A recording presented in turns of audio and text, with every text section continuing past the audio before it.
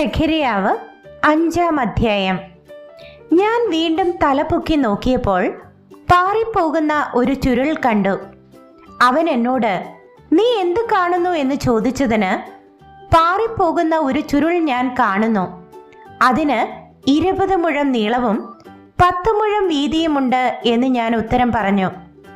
അവൻ എന്നോട് പറഞ്ഞത്, ഇത് സർവ്വദേശത്തിലേക്കും പുറപ്പെടുന്ന ശാപമാകുന്നു. മോഷ്ടിക്കുന്നവനൊക്കെയും അതുപോലെ ഇവിടെ നിന്ന് പാറിപ്പോകും.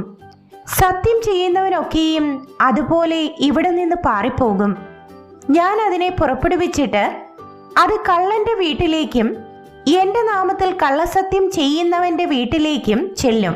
അത് അവന്റെ വീട്ടിനകത്ത് താമസിച്ച് അതിനെ മരവും കല്ലുമായി നശിപ്പിച്ചു കളയും എന്ന് സൈന്യങ്ങളുടെ യഹോവയുടെ അരുളപ്പാട്.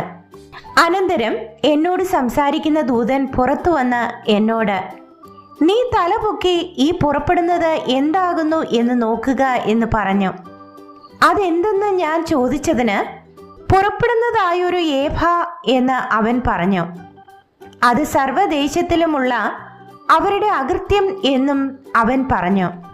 പിന്നെ ഞാൻ വട്ടത്തിലുള്ളൊരു ഈയപ്പലക പൊങ്ങിപ്പോകുന്നതും അവിടെ ഏഭായുടെ നടുവിൽ ഒരു സ്ത്രീ ഇരിക്കുന്നതും കണ്ടു.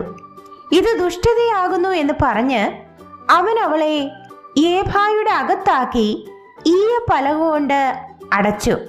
ഞാൻ പിന്നെയും തലപൊക്കി നോക്കിയപ്പോൾ 2 സ്ത്രീകൾ പുറത്തു വരുന്നത് കണ്ടു. അവരുടെ ചിറകിൽ കാറ്റുണ്ടായിരുന്നു. അവർക്ക് പെരിഞ്ഞാറയുടെ ചിറക് പോലെ ചിറകുണ്ടായിരുന്നു. അവർ ഭൂമിക്കും ആകാശത്തിനും മധ്യേ ഏഭായെ പൊക്കിക്കൊണ്ടുപോയി. എന്നോട് സംസാരിക്കുന്ന ദൂതനോട്, അവർ ഏഭായെ എവിടേക്ക് കൊണ്ടുപോകുന്നു എന്ന് ഞാൻ ചോദിച്ചു. അതിന് അവൻ, ശിനാർ ദേശത്ത് അവർ അവൾക്ക് ഒരു വീട് പണിവാൻ പോകുന്നു. അത് തീർന്നാൽ അവളെ സ്വസ്ഥാനത്ത് പാർപ്പിക്കും എന്ന് എന്നോട് പറഞ്ഞു.